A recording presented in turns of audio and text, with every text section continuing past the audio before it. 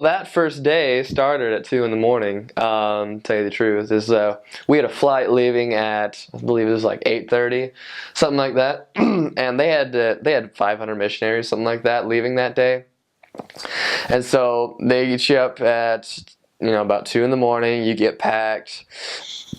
All of us like could barely even sleep that night. We were like, we're going to Georgia tomorrow, and so we're in the dark, just hauling all of our luggage over to the buses. The buses take us to Front Runner. The Front Runner took us through the tracks. The tracks take us to the airport, and the whole while even though you woke up that early, you're wide awake because you're just wondering like, what have I got myself into?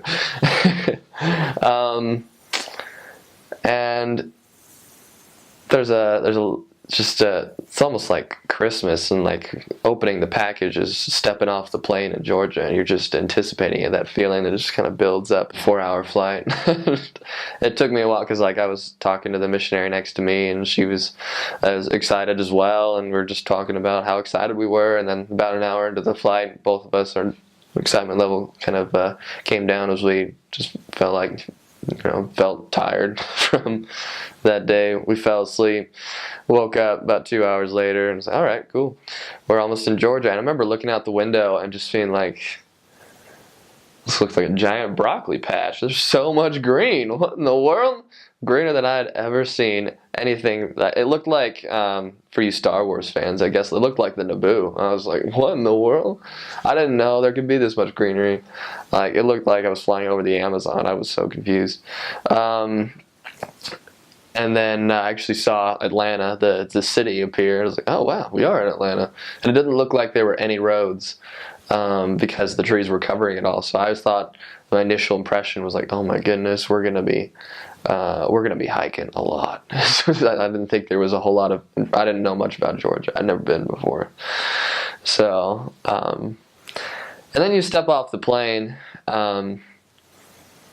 That's when you feel the heat and the humidity. It didn't shock me too much because I'm kind of used to it. I've lived in Provo most of my life, which doesn't really get you acclimated to it, but I've also been a lifeguard. I love the heat, as well as visited Houston a bunch of times, and so that coming off the plane and being like, whew, that feeling is that finally hits you. Didn't impact me so much, but I remember just about everybody else moaning and groaning like, what in the world just happened? Your eyes are definitely open as soon as you get off that plane, because everything is new. So you're just absorbing as much as you can. And I remember this sweet old lady, as we're walking down the airport terminal, she looks at us. She was just a custodial worker. She looked up at us, and she saw all of us missionaries, like this little army of Helaman coming down the hallway, and she just looked up at us and said, oh sweet Lord, thank you for coming. You go out and do your ministry. And I was like, all right, cool. I like Georgia already. We met our mission president, gave us a little devotional. We all drove over to the church and had another devotional there. And then our mission president invited us. He said, so if you're, I know what time y'all got up this morning, so if you're tired at all, then you can go into the side pews and go to sleep. We're like, no, it's a test. There's no way he meant that. No. And then he mentioned it again later. He's like, no, seriously, you guys woke up at 2 in the morning today. You can go to the side pews and sleep. I'm like, okay. And then a few people dared to venture over to the side pews and fell asleep while we're waiting for everybody else. The next day was transfer meeting, so it was a little bit like Christmas, where you just open a present and building up to that. It's kind of funny because so I got, the next day I got put with my trainer, and he was a cool kid. I was a little bit scared that I wasn't gonna be able to get along or anything or something like that, or maybe I'd have trouble with that, which I really don't have trouble getting along with a lot of people. It was just something that I was worried about, not for any particular reason, but he was a really nice guy. He helped me break into the habit of just missionary work. And I think the best way to describe it, and the second week and the third week and the 54th week, is it was tired. I was really tired getting used to the schedule, but it was a lot of scrambling, because there's a term in missionary work. It's not universal, but we were whitewashed into an area, which means that both of you are new to the area. Usually it's about, one person leaves, another person comes into the area, so that the other companion actually knows a few things and things like that. But we were whitewashed in, so both of us were new to the area. But luckily we were living with a member who fed us that first night and gave us the lowdown on the area and told us how to get to places and things like that. The Georgia Atlanta mission covers both aspects of socioeconomics, the very poor and the very rich. And so if you're up in kind of middle of Atlanta, or around Marietta, Powder Springs kind of area, there are pockets of very affluent areas. For the most part, you're going to be in Metro Atlanta, which is very residential, a little bit more fast-paced, and I guess you could compare it to Provo. And there's the outskirts, little areas like Buchanan and Carrollton. I've served in Buchanan and Thomaston, which is just absolutely in the middle of nowhere. So you get all walks of life serving in the Georgia Atlanta mission. And so I served in both very, very wealthy places as well as very, very poor places. For the most part, I think you're going to run into a lot of poverty, but there are those places as well. I do have what I feel like were better areas and things like that, but just ones that I enjoyed more. But ultimately, I don't think I could pick a favorite. If I had to narrow it down to three, it'd probably have to be Buchanan, which is out in the middle of nowhere. We actually lived in a barn while we were there. That was kind of cool. Our apartment was a barn. Then the Griffin Ward, and then Lithia Springs. Probably, I'd have to say, my favorite areas. Okay. Haralson County, which is what it covers, has three towns in it, very small towns. It's got Buchanan, it's got Bremen, it's got Tallapoosa. And this was one of those towns that was started from a textile mill, was just built out there. A lot of people moved out there for jobs, and then the textile mill closed, and then everybody's stuck. It's about it's a really big area. We never got to the edges of it. We just couldn't. And there's about 3,000 people in it. So not very many. Everybody is. It was really nice. People were very down to earth, very upfront and direct with you. And what lots of trees. We lived off of a highway, off of a dirt road, off of a highway, and we lived on something called the Mormon compound. Two Mormon families came in many years ago, bought a huge plot of property, and they cleared out some trees and they built houses on there, and then they lease out other places on the property to people, and we lived in a barn. Yeah, so our landlords lived just about a stone's throw away from us, and it was very, very rural from about March to May, and so it was getting to the point where it was getting pretty warm, about 80 degrees, 100% humidity by the end of it. And I was there during pollen season, which, if you haven't heard about pollen season, it gets rough. Pollen season, it's like, if you've ever been to Provo, it almost snows from March to April in Georgia, except it's yellow and it's not water, it's pollen.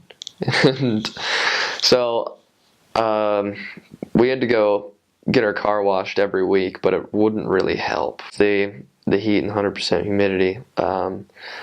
It was getting warm to that point. It wasn't really hot, but I had a companion who was used to keeping the thermostat at like 65, and so he was always sweating. he was having a rough time, but by far one of my favorite areas because of the people who were there. I remember our ward mission leader lived about a stone's throw away in the other direction, and we'd go over there, and he just a bunch of people who had been rooted there for their family had been there for years, and just really good, down-to-earth people is what I loved about Buchanan. This is not a push-up bar, and we would have put a little bit more effort into making it look good had we had the resources, but we didn't at the time, so we're poor missionaries. But, so this, if you can't really quite see the engraving here, is the iron rod. And this is an idea that a companion and I had when we were in an area. We were trying to get member missionary work, members more involved in the missionary effort. And so what we did is we were reading in 1 Nephi 8, Lehi's dream, and it talks about how after Lehi had partaken of the fruit, after holding on to the rod, then he wanted to, he turned and he shouted with a loud voice. He wanted to share what he had received, which we kind of felt like was an application of missionary work. Was as soon as you partake of the joy of the gospel in your life, then you just naturally want to share it with others. And so the way to get there is by holding to the iron rod. And so we built about 12 of these. Just got some black iron pipe. We sanded off the coating, I guess, and grained it, and then just bought some 2x4 and 2x1s and built about, I think it was about 12 of these. I think this is number 12. And we gave one of these to a few families, and then we just asked them to commit to read their scriptures every day, as we read 1 Nephi 8 with them. And then telling them that story said that would naturally lead to wanting to share the gospel with more people, and that each of you would find your own way to do missionary work, to set your own goals, and to reach out and love those around you. And so, as you can see, you might not be able to see entirely, but there's a bunch of signatures on here. I've got Georgia Atlanta Mission right on the front, but it's just a bunch of people that I've met. Serves two purposes: helps people to read the scriptures every day, and then also helps me to remember people that I met. And just looking at it, I can see a name and just a flood of memories will come back about that person. Missionaries, members, non-members, investigators, bunch of different people that I all learned to love. And so that's what this thing is. It's the iron rod. Yeah, so this is Our Search for Happiness by M. Russell Ballard. I brought this because of a special experience that I had with it actually while I was in Buchanan. While I was in Buchanan, I was about 7.5 months out, and that's when I'd really branched out to the rest of the missionary library, this being one of them, this being one of the approved books that you can read. What I like most about it is that M. Russell Ballard, it was all about understanding, about starting off his book was, my intent is not to convert you, although I would be very happy if this did. My intent is to help you to understand who we are and what we believe. And so this is a great book. I would definitely recommend it for mission preparation. While I was in Buchanan, about the second day there, we had a investigator family that we were teaching, Rose and Jason, and we actually taught them in a member's home to begin with. These members had invited them to the Halloween party a little while back, and a few other things, and so they were kind of getting involved and getting warmed up to the church, and so we're there to teach the lessons to them, and They were really fun. At first, of course, it was they felt like it was a little bit awkward. They're sitting down and being taught by a bunch of what looked like to them snot-nosed kids from California and from Provo. But ultimately, as they grew in the gospel, I found out that Rose was an avid reader. She loved to read, and so I gave her my copy of Our Search for Happiness to read on her own. So they actually have an amazing story. They got baptized, and then I got transferred, and I had totally forgotten about the book. I had totally forgotten that I had left it in Buchanan until I had unpacked, and I realized, it's like, wait a second, where's that book at? And I was like, oh, I guess I left it with Rose. And then I was in Atlanta, actually, after Buchanan, the very middle of Atlanta. And I remember getting a package one day. It was one of those padded envelopes, and I wasn't expecting a package. But I saw it was from Buchanan, Georgia, and I saw it was from the Edwards. I thought that was really sweet of them to send me something. And I remember opening up the package, and out fell this book. I was like, oh, that's nice. And as I opened up the front cover, I found something like a grocery list sticky note, kind of sticking out. And on it is this note, and I'll read it to you. It says, "Thank you for sharing your happiness with me. Love, Rose." And that was a tender mercy, to say the least. That was a moment where I just felt a little bit overwhelmed in just realizing the magnitude of our efforts and what that can do for people. And so that was a wonderful experience. And ultimately, you'll meet a lot of people on your mission, and not all of them.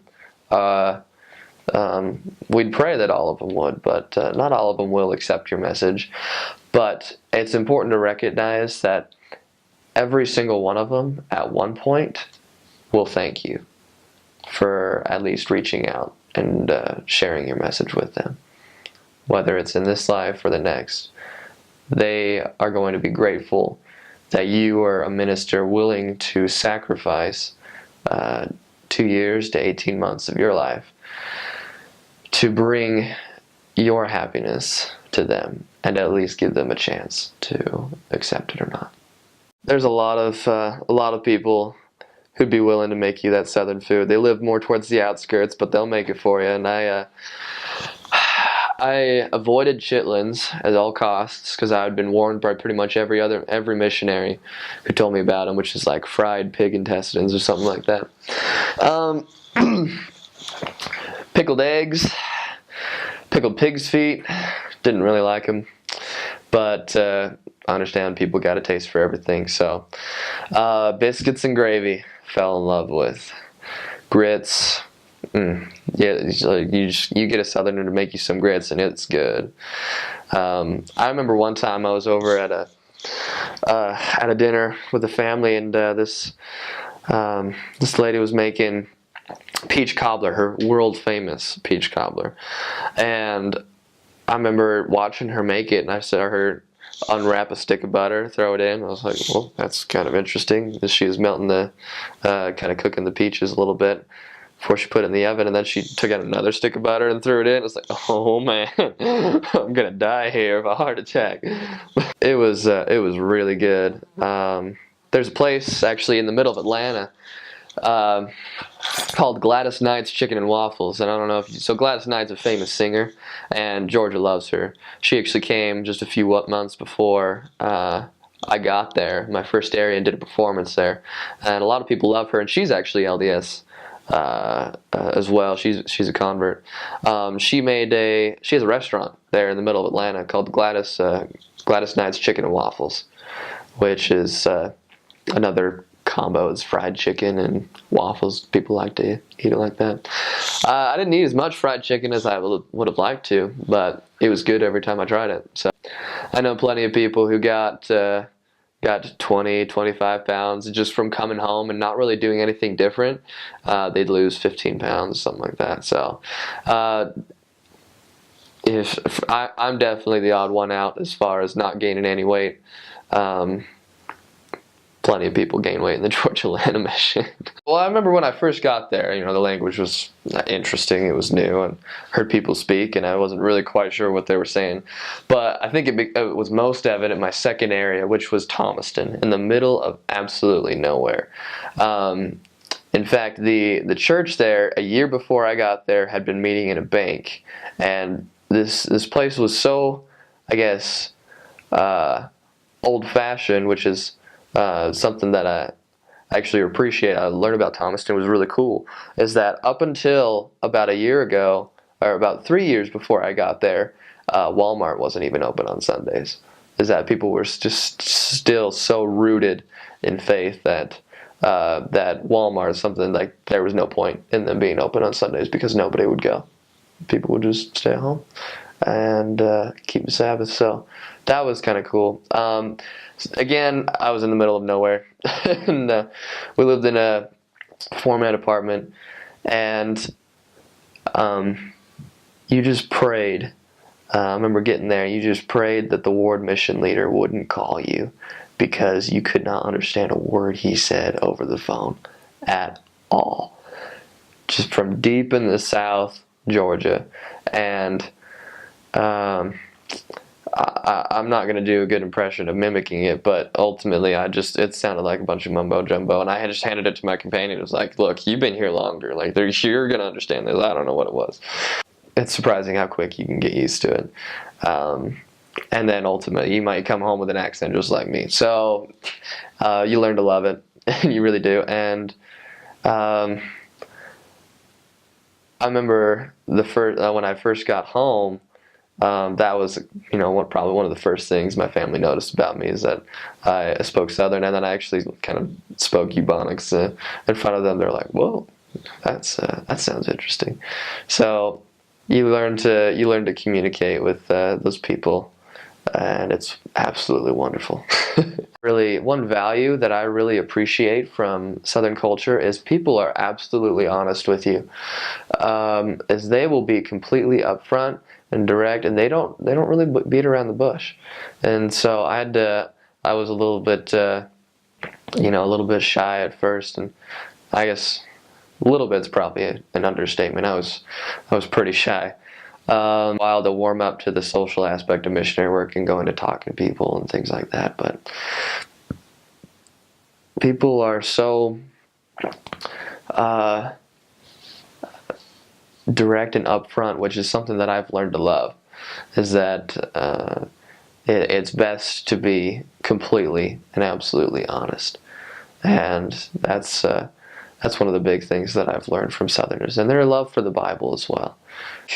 There's a lot to be said about this, and not every single person out there is going to be honest with you. Not everybody's out there is going to love the Bible, but ultimately, with Southern culture, that's one of the things that not only stuck out, but I actually really received really well from them. As I learned a lot. As we're going out and teaching people, we have to recognize that we have an opportunity to learn just as much, if not more, from them as well. One word of caution I would say is that particularly with Southern missions, you've been called to the Bible Belt. And one thing I will have to say is to avoid the temptation to criticize other churches. Is that often as we read through the scriptures, we can create unhealthy habits of calling these, each of these institutions evidence of the apostasy or things like that.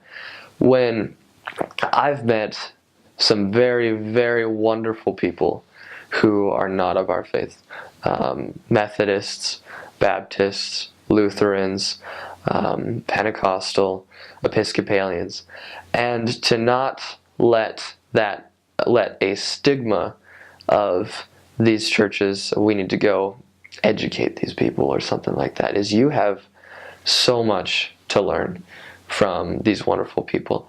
Obviously, that does not discount that you have a message for them, that you have the restoration of the gospel, you have priesthood authority being brought back to the earth, that God's restored church, his church, is on the earth today.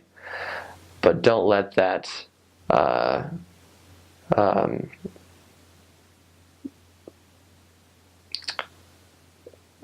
don't let that undermine the value and the good and the belief in Christ that each of these churches teach, and that they are good.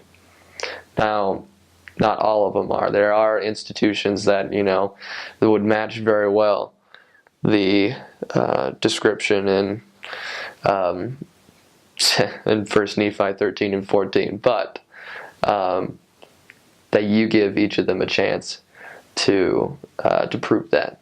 As you have the opportunity to serve stateside, you also have the opportunity to get creative with finding opportunities.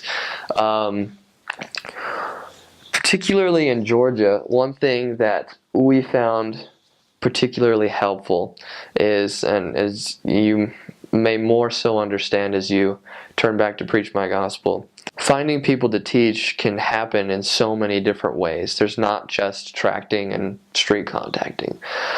And to not be afraid to recommend to your ward councils that we do something bigger, that we do something, that we're not afraid to enlist ourselves in a project that'll help to bring about salvation. What I mean by that is, in my first area, there was a very very excited sister missionary, and when I first met her, I thought for sure, she must be out for about 6 months. She's still super excited to be here, and no, she was actually on her last transfer, and she absolutely loved her mission. And one thing that she helped to organize before she left was a missionary musical fireside for people to come to and to feel the Spirit. Just opportunities for people in the community to bring people into the church. One thing that I eventually done, because I got in Griffin and Lithia Springs, it was very, very, very poor areas. We did 3 clothing drives. That ultimately, it was just a clothing drive in the community.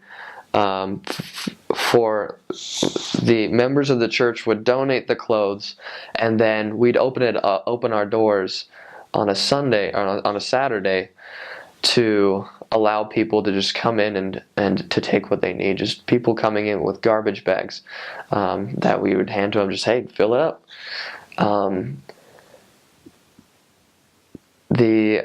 I truly feel that the future of stateside missionary work depends on our willing to serve those in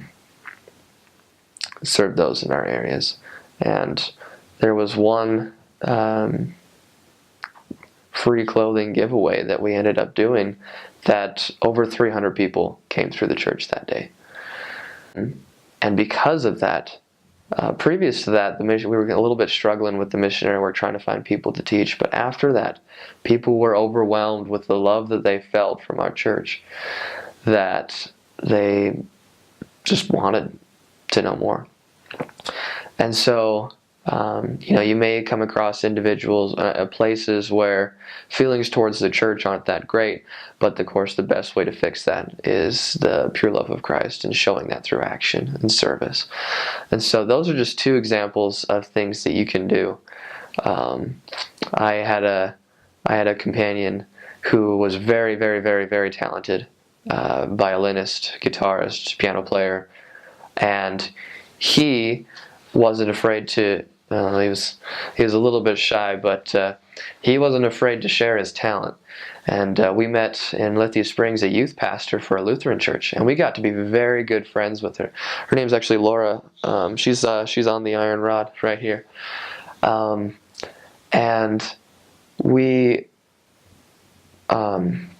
he actually performed while I was in that area at a Methodist, a Lutheran, and a Baptist church. And people came up to him afterwards and just shared asked him about what made him want to do that. And his love for music and his love for Christ was his answer. and that helped bring a lot of people to Christ. And so don't be afraid to get creative with your finding ideas. Obviously, make sure that they're appropriate, and you can talk to your leaders if you have any questions, but to not be afraid of suggesting these long-term projects that can be so powerful for hastening the work in each of the communities that you're in. Got up really early, rode the bus to the airport, and flew to Atlanta. And there was a bunch of delays and stuff, so we didn't get there until later in the afternoon. I'd never flown through Atlanta. A lot of people have because it's such a big airport. But I just remember pre-mission, I looked up a lot of stuff about Atlanta, of course, and it's this big city. I remember flying, the pilot coming on saying we're approaching the Atlanta airport. And I just looked out the window, and it just looked like a jungle. Like there's just green trees. I couldn't see a city at all, and I was like, I thought this was a city I was going to, and it looks like the jungle, just because it's so green. There's so many trees. And then I remember, stepping out of the airport, and it felt like I was breathing through a straw. It was just so humid, and you could taste the air, And it was really hot. It was middle of July. My mission president and the assistants, they were there. They picked us up, drove to the mission. Actually, we drove to a chapel, actually, and they had dinner there for us. And I just remember it just being like unbearable to be outside. It was like the humidity. Well, I was in a suit and everything, so. But I was just like, wow, it's hot here. And it's not just hot, it's like sticky and wet hot. Like you just sweat and it doesn't go away. And that was my first impression. I was like, wow, this is a cool place and everything, but it is hot and it's wet. And it was also kind of crazy coming from Utah, where you have the big mountains and everything. There's no mountains there, it's all flat. And then there's all the trees, and that kind of makes it kind of a little bit claustrophobic. You just always feel that there's just, you're surrounded by trees. You feel like you're in the woods, even if you're in the city, in the suburbs, like you're in the trees. And you can't see very far. There's no landmarks or anything, so it kind of was a little claustrophobic. But I learned to really enjoy it. And then when I got back, actually, it kind of freaked me out how open Utah was. So the state of Georgia has 3 missions in it right now. There's the Georgia Atlanta mission, which is where I served, and then there's the Georgia Atlanta North mission and the Macon mission. The Georgia Atlanta mission, where I was at, that's like Metro Atlanta. It's the main city, the downtown, then it's a lot of the suburbs around, kind of the greater Atlanta area. And it's pretty small compared to like other missions in the world. We could drive across our mission in about 4 hours. The people predominantly Baptist. You run into your occasional Catholic, Presbyterian, but everyone has faith in Jesus Christ. There's a lot of Southern people. The Southern draw is very prevalent, but there's also a lot of people from all over the world because it's such a big city with such a big airport. That draws people from all over the world. They fly to the U.S. and they just plant their roots right there in Atlanta. So that was really cool to meet people from Africa, Asia, Europe, all over the place. I mentioned before about how everyone has faith in Jesus Christ, and it's true. It really is. It's completely normal to be like at a restaurant and pray before your food. It's completely normal to stop people on the street and pray with them, and they're down with that. And it's normal to talk about the Savior, tell people that they have a blessed day, and people are very open about it, and that's a beautiful thing. It makes people very approachable. As soon as you mention, the Book of Mormon, Joseph Smith, that's when they start to get a little bit, hesitant and stuff. But people are receptive. They recognize the missionaries there as men of God and women of God, and people they can trust to feel the Spirit around. I don't know if they recognize that very often, but they see them as, we often are referred to as Jesus people. And so they know that they can talk to you about their troubles and stuff, and so that makes them easy to talk to. and easy to, and humble and receptive. They also respect you a lot. Lots of times they gave us water, encouraged us to continue preaching the good word and stuff. They were open to give referrals. You could ask them, who do you know who could use a prayer or could use an uplifting message about the Savior? And they'll readily point out their neighbors, because they love the Lord, and they recognize how much He can bless them and how much He loves them, and want to share that, which is a beautiful thing. They know the first half of the gospel. It's the second half that they get to learn about. So there's 5 stakes there in Atlanta. Right now, most are wards. Most units are wards. There are a couple branches, and when I was there was even a group of, it was a couple families. The attendance varies. There's, in the southern part of the mission, there's a place called Peachtree City, and the Fayetteville Stake, really, where, because Atlanta is such a big Delta hub and Salt Lake is such a big Delta hub, there's a lot of pilots who are members of the church who live down there. So the church is pretty strong down in that southern part of the mission. As you get upper into the city and up north of the city a little bit, it becomes a little bit smaller, but still strong. Several units, wards, strong wards.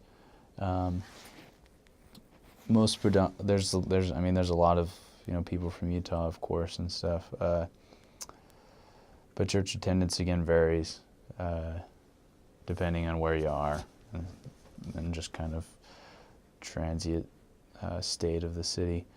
One of the common things that people have to overcome for baptism, at least in my experience, was the usual word of wisdom. There's a lot of chastity too.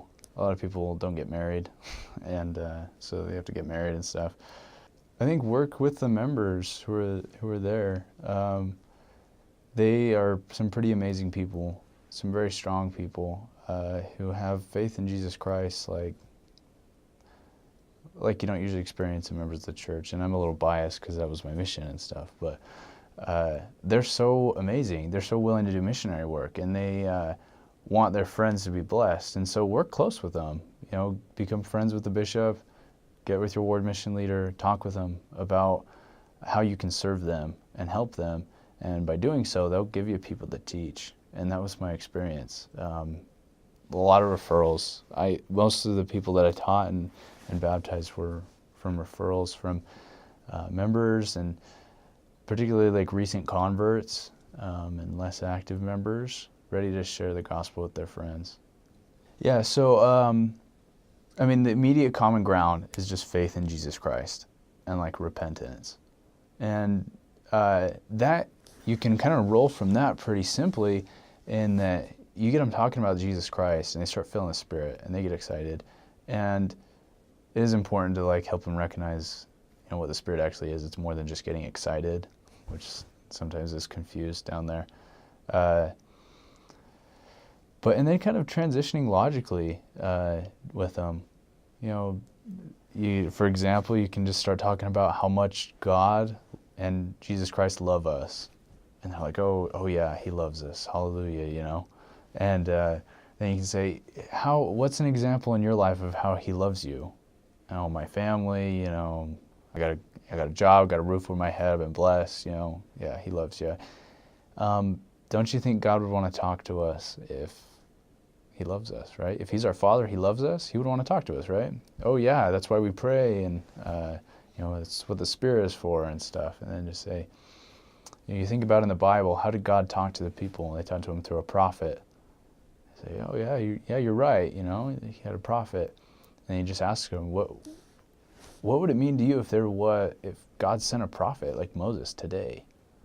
Would you follow him? Oh yeah, I'd follow a man like Moses or Noah, and then you just testify to him. I testify that there is someone like that on the earth today. There's a prophet, and you can find out for yourself as you read the Book of Mormon, as you pray about it. God will tell you that this is true. And that kind of gets their wheels thinking. They never really thought about that before. You know, they were raised in a Baptist church. They listened to their preacher. All they ever talked about was, you know, Jesus loves us. He died for our sins. Nothing we got to worry about, you know. As they start to think about that, you know, why were there prophets in the Bible? Not anymore. You know, why don't I see, you know, these miracles that are talked about in the Bible? You tell them it's real. It's here. And you can find out for yourself. You don't have to listen to me.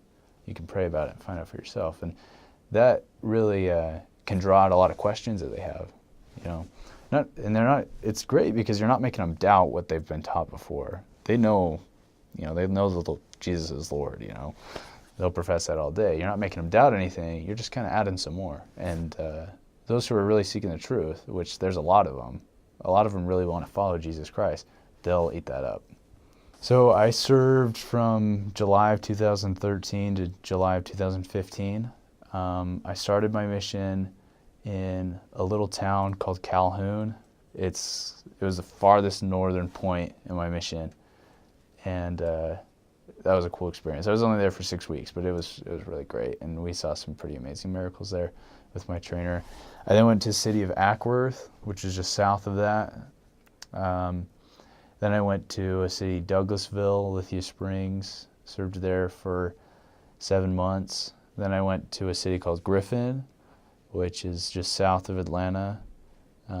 Served there for another 7 months. Then I actually went back to Ackworth and served there again for 6 months. And then I went to Peachtree City, where I worked closely with the mission president as an assistant and worked in the office for the remainder of my mission. Weather, it's humid and hot in the summer, and it is humid and cold in the winter. It didn't snow very much. Maybe snowed like once a year, and it's only like an inch, but it's cold, like, because it's still humid, and so everything gets kind of frozen. The wind like just cuts through you.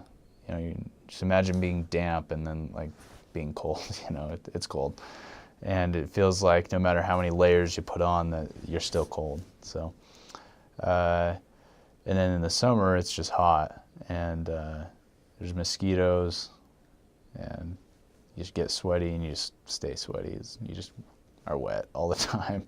You know, you have to make sure that the towel, you know, it can't be bunched up at all when it's hanging, or else it's not going to dry. And the shower curtain, you have to like make sure it's extended all the way, or else you get mold growing up in it because it won't dry out. Transportation for the missionaries, majority had a car.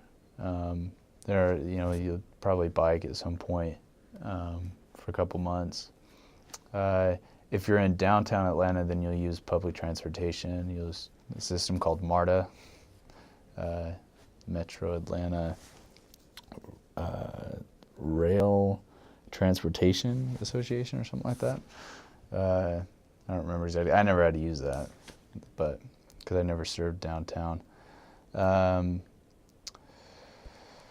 Most of the people, a lot work for Delta, for the airport.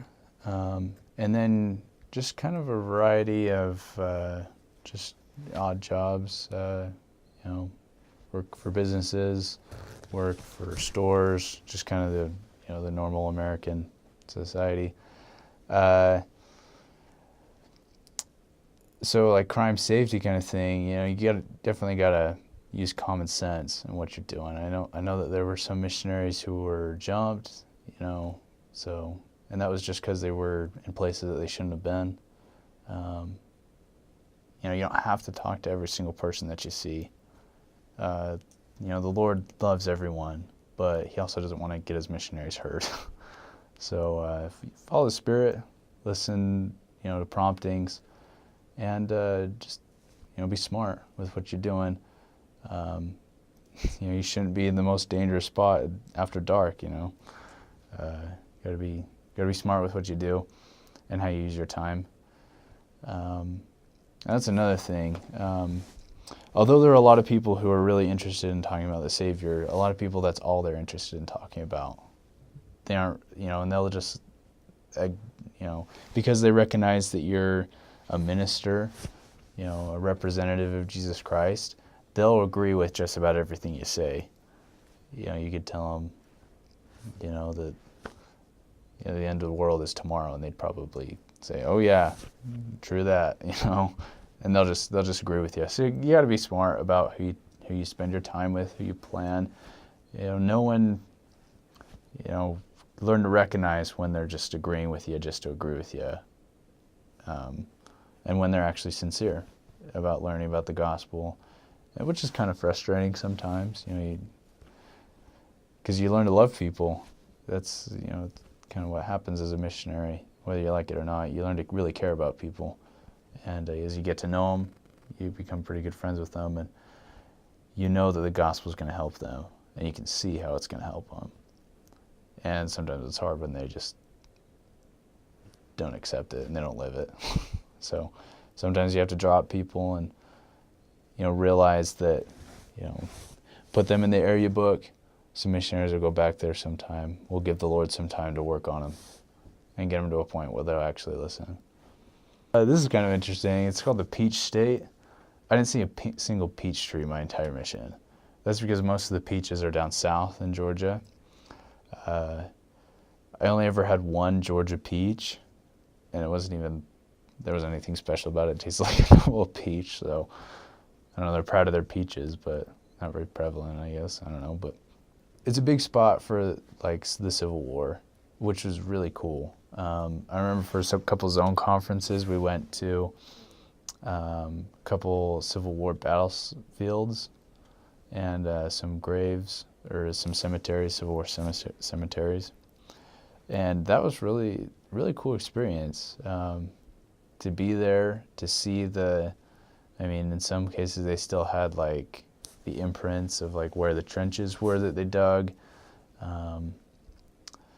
So a lot of history there all over the Civil War, and a lot of, there's also, Atlanta's the home of Martin Luther King.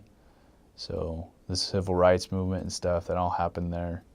And I never got to go see Martin Luther King's house, but I know a lot of missionaries did, and that's something I wish I had gone and done. I just was never in that area. So a lot of civil pride, a lot of really cool history there.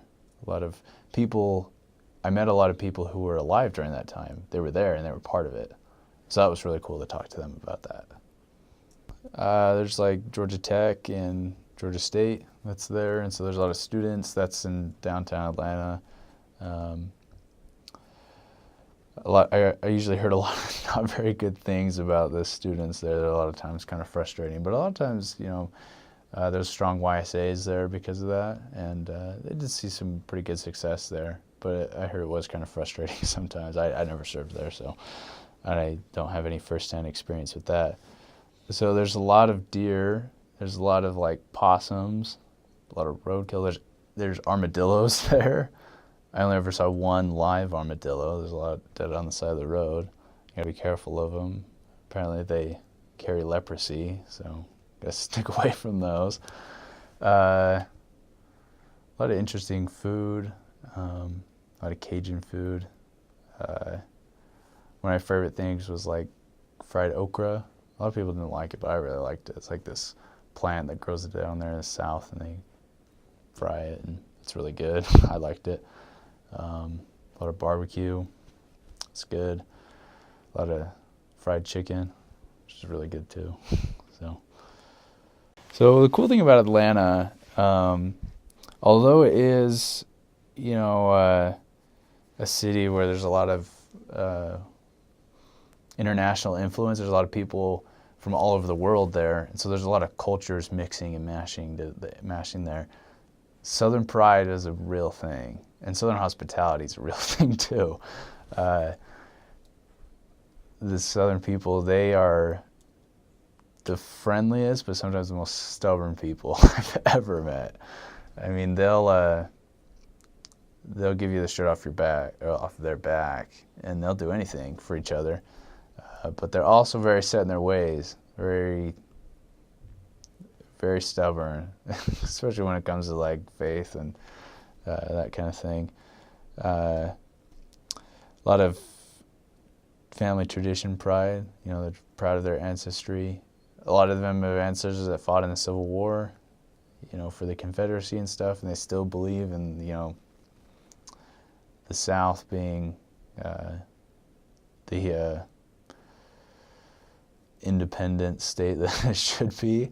And then there's also a lot of them had ancestors who were slaves, and so sensitive to that aspect. The Confederate flag, you'll see that a ton. Southern drawl. I remember the first man that I ever met, it was my first lesson I ever went to, I couldn't understand a word that he said, just because the Southern drawl was so thick. They're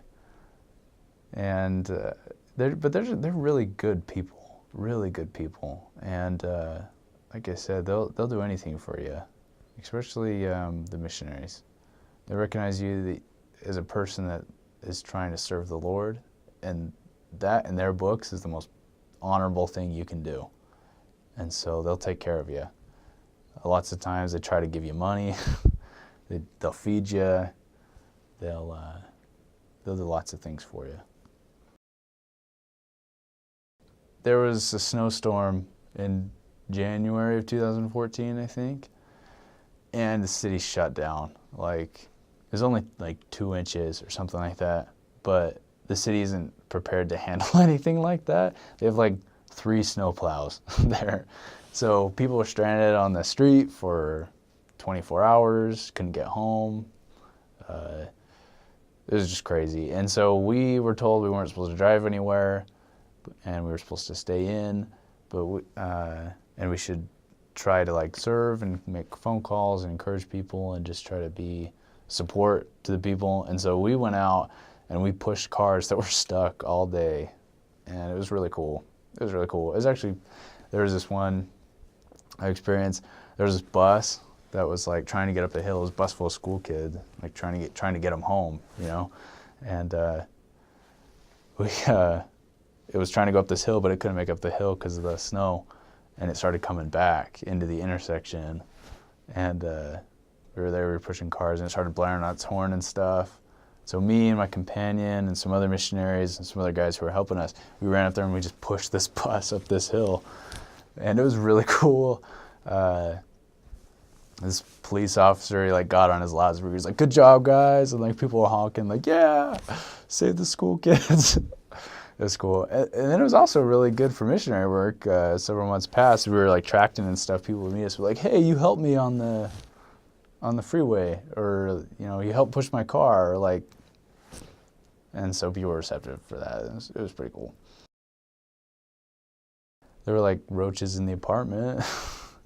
That was interesting. Nothing too crazy, a lot of deer and stuff, but I remember like dogs, you know, getting chased by dogs. It's a typical missionary thing. I remember once I knocked on a door and a dog just like the guy opened the door and the dog just jumped on me. Like, that was kind of crazy. But because of that, the guy like felt like he had to apologize and be nice to us, and so we got to teach him because of that. So I'll take one for the team there. I liked just about everything that I ate. I like to eat, so there was this one thing. I don't know if this is an actual legit food or if it's just something this lady made. She called it a Tennessee chicken biscuit, and basically it was just a slab of bacon that was like covered in salt and then deep fried, and then like salted again. So it was just really salty, deep fried bacon, and I just couldn't eat that. It felt like I was just eating a chunk of salt. So like I just couldn't eat that. I was like, I'm sorry, I can't eat this. It's gonna make me sick. So I mean, I took one bite and drank all my water right in the same setting. So yeah, that was weird. I don't know if that's a normal thing, but this lady made it. Favorite food? I like fried chicken a lot. I like I mentioned before, fried okra, collard greens. That's pretty good. Uh, um, I ate a lot of that, but that's like not all you eat. You eat a lot of normal food too. I had spaghetti a lot, a lot of lasagna, pizza, and things like that. But I really liked the collard greens and the fried okra and fried chicken. Pretty typical Southern meal, you know. I would say like wear or bring like stuff that'll last, I guess. Bring a lot of white shirts, I would say. I know you can only bring so much. You know, you have a weight limit and stuff. If you've got extra weight, I'd bring extra white shirts. Because they wear out, not as much as like I would guess in like a mission where you're in the jungle, like in the Philippines or something like that. But like you just get sweaty and they just get dirty and get kind of nasty and they wear out, kind of yellow a little bit. And I don't know, sometimes missionaries get like this kind of weird thought that, you know, the more worn out your clothes are, the better missionary you are or something like that. That's not true. I mean, you're representing Jesus Christ. You should look good. So keep your, you know, bring enough shirts that as many as you can so that you can, you know, look presentable. Make sure you shine your shoes, you know. Look like you're a missionary. You're representing the Lord. Look like how he would look if he was, you know, there was standing next to you. This one day I was driving with my companion and we saw a big group of like African American guys, and they were like dancing around and like we were like, what's going on? And so we pulled up and we just got out and started walking over, and they kind of like, whoa, you know, these, you know, two guys in, you know, white shirt and tie get out of this pretty nice car and come walking up. They're thinking with their police. They're like, they're just kind of giving us the eye, like, what are you doing? You know, there's some pretty, you know, tough guys. They're like, got their dreads and, you know, they're just all tatted up. Got like gold grills and stuff. You know, just running around, just being crazy. And as we got closer, we saw what they were doing. They were filming a rap video. And this isn't necessarily dangerous. I felt pretty comfortable with them, but they were like, what y'all need? Like, you know, we're just like, you know, it's like, we're like, it's cool, man. We're missionaries. Like, we're not the police and everything. They're like, oh, good. What's up? And so we started talking to them, and they like had all this money, but they like hid it as soon as we got there.